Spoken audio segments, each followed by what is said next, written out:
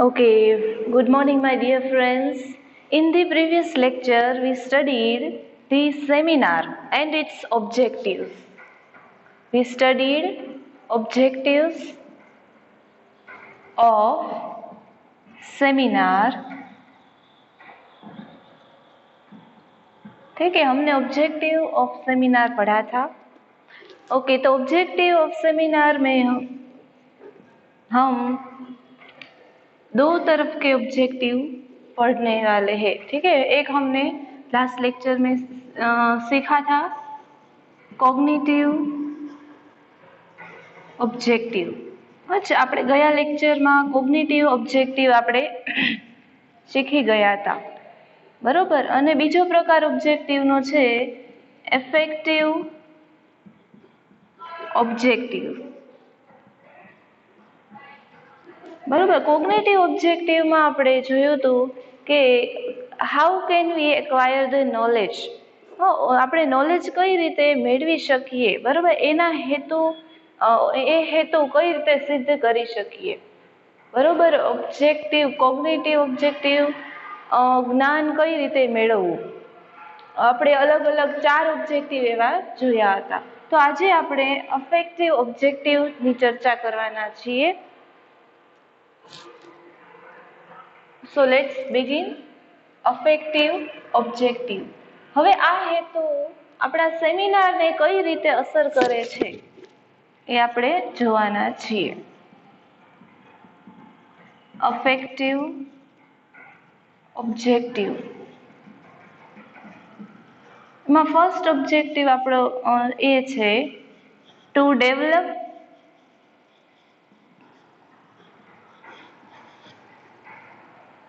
the ability to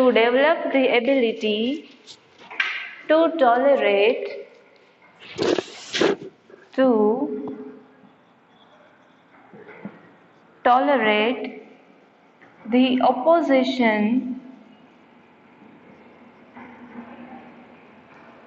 of audience ideas. The first and foremost effective objective of seminar is to develop the ability to tolerate the opposition of audience ideas. Now, audience will certainly ask such type of question, and it becomes very difficult for a speaker or a group member to answer it. ઘણીવાર શું બને છે કે audience છે અચાનક જ એવા પ્રશ્ન પૂછે છે કે સ્પીકર માટે એનો જવાબ દેવું અઘરું બની જાય છે. તો આ પ્રકારની એબિલિટી, બરોબર, અહીંયા speaker has to be mentally prepared to face such situation. અહીંયા સ્પીકરે મેન્ટલી પ્રિપેર રહેવાનું છે કે જે ક્વેશ્ચન છે સડનલી એને પૂછવામાં આવે છે તો એવી સિચ્યુએશન સાથે કઈ રીતે ડીલ કરવું, બરોબર. તો એની સક્ષમતા, એવી સ્કિલ સ્પીકરમાં હોવી જોઈએ, બરોબર. તો જ આપણું સેમિનાર કેવું બનશે, ઇફેક્ટિવ બનશે.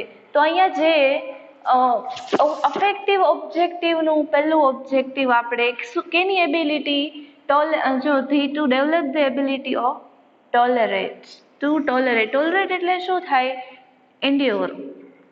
Tolerate means endure, ENDURE. Endure એટલે સહન કરવું થાય, બરોબર. તો એ કઈ રીતે એનો ટોલરેટિંગ પાવર, ત્યારે he has to accept the question of the audience and he has to answer it. જે પણ ક્વેશ્ચન પૂછવામાં આવે છે તો એને ઇઝી વેમાં, ગુડ મેનરમાં આન્સર આપવાનો છે. તો અહીંયા આપણું પહેલું ઓબ્જેક્ટિવ આપણા માઇન્ડમાં ક્લિયર થઈ જાય. શું કઈ એબિલિટી ડેવલપ કરવાનું છે? to develop the ability of tolerance, બરાબર, સહન કરવાની એનામાં એબિલિટી હોવી જોઈએ. તો આપણો ફર્સ્ટ ઓબ્જેક્ટિવ તો જ ક્લિયર થશે જ્યારે સ્પીકરમાં, ઓર્ગેનાઇઝરમાં આ પ્રકારની એબિલિટી હોય, બરોબર. તો અહીંયા અફેક્ટિવ ઓબ્જેક્ટિવનું બીજું ઓબ્જેક્ટિવ એ છે to develop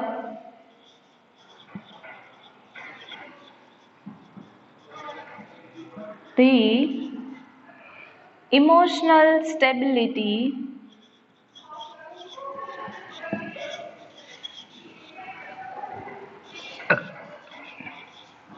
among the participants.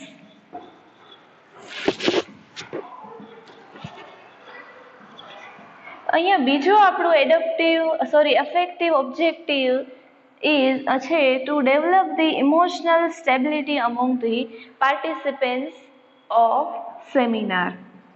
આપણા સેમિનારમાં જે પણ પાર્ટિસિપન્ટ્સ છે, જે લોકો પાર્ટિસિપેટ કરી રહ્યા છે, એઓની વચમાં ઇમોશનલ સ્ટેબિલિટી જળવાય એનું આપણે એટમોસ્ફિયર ક્રિએટ કરવાનું છે.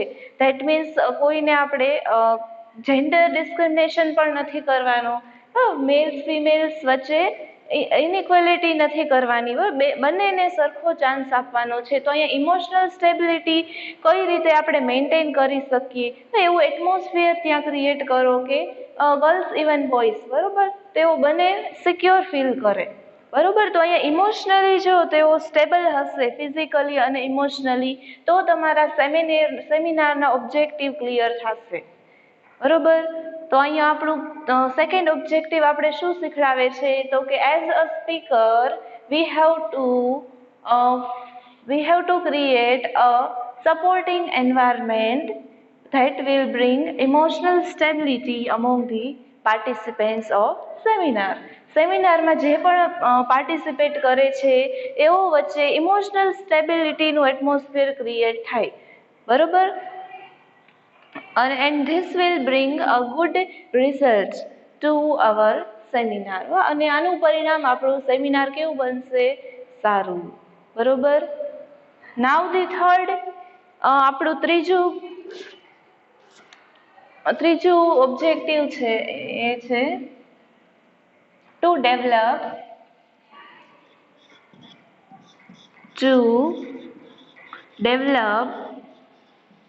the feeling of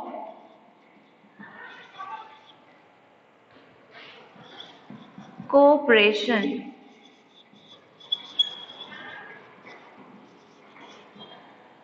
આપણું નેક્સ્ટ ઓબ્જેક્ટિવ છે to develop the feeling of cooperation.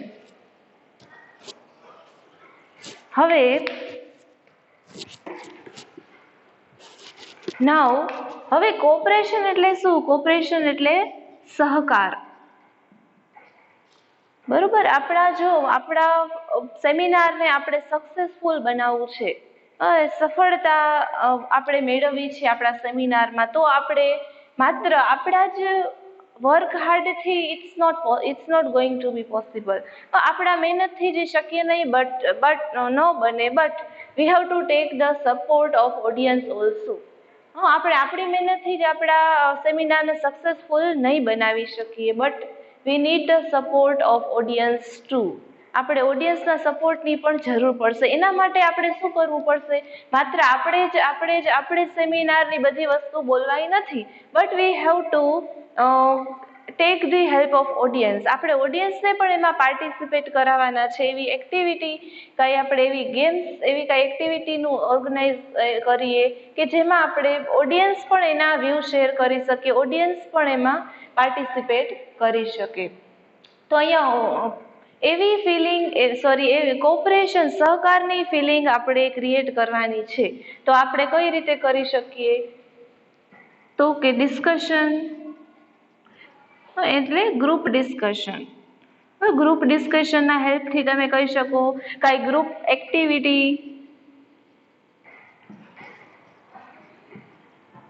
Activity તમે એવી ઓર્ગેનાઇઝ કરો, કાંઈ ગેમ્સ તમે ઓર્ગેનાઇઝ કરો. એનાથી શું થશે? એક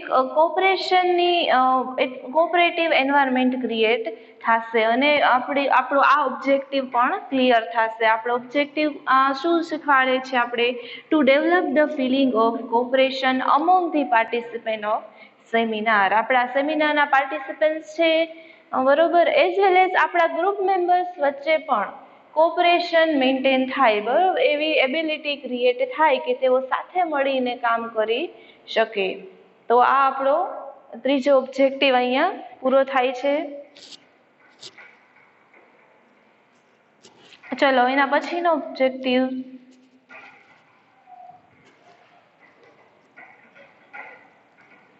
to develop a good manners of answering the questions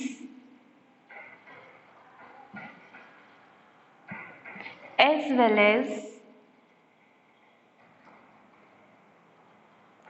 asking the questions. Okay, તો હવે આપણને એમ થાય કે વળી પૂછવા અને આન્સર આપવામાં એમાં શું મેનરની જરૂર પડે? But listen here, there is a way, there is a perfect way to ask a question or to answer a question. એક પ્રશ્ન પૂછવાનો અને પ્રશ્ન નો જવાબ આપવાની એક રીત હોય, બરોબર. સો આ એબિલિટી આપણા સેમિનારને અસર કરે છે, બરોબર. To develop a good manners of answering the question. અહીંયા સ્પીકરને જવાબ આપવાની સ્કિલ કેવી છે એ આપણે જાણી શકીએ. પ્રશ્ન ભલે ગમે તેવો અટપટો હોય, બરોબર, but a speaker has to logically answer it. પણ પ્રશ્ન ગમે એવો અટપટો હોય, બરોબર, પણ સ્પીકરમાં એવી એબિલિટી હોવી જોઈએ કે એના લોજિકલ રીતે એના ક્વેશ્ચનને હેન્ડલ કરી શકે. તો આન્સરિંગ ધ ક્વેશ્ચન, આન્સર આપવાની મેનર્સ પણ એવી આપણે ડેવલપ કરવાની છે, as well as asking the questions. માત્ર જવાબ આપવાનો જ નથી, પણ આપણે પણ ઘણીવાર એઝ અ સ્પીકર તરીકે તમારે પણ ક્વેશ્ચન પૂછવાના થતા હોય છે, બરોબર. તો આપણે આ બાબતો ધ્યાન રાખવી જોઈએ, તો જ આપણું ઓબ્જેક્ટિવ છે એ ક્લિયર થશે, બરોબર.